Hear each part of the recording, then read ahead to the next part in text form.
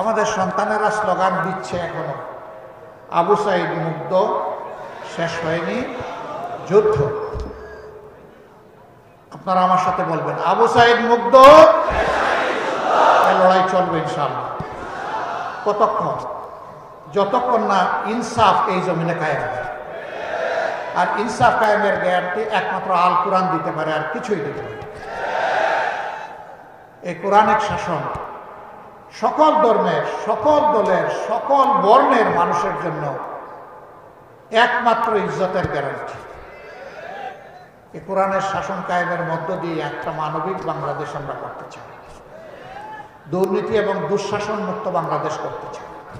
এই বাংলাদেশ আপনারা চান, আমার সহকর্মীরা চান, তাহলে আমাদের লড়াই চালিয়ে যেতে হবে।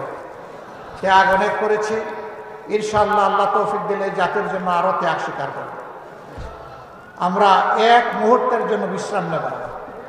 বিশ্রাম নেওয়ার কোনো সময় আমাদের নেই। এই জীবন খুব ছোট, কাজ অনেক বড়। সেই কাজগুলো যেন সমাধা করতে পারে, আল্লাহ যেন তৌফিক দান করেন।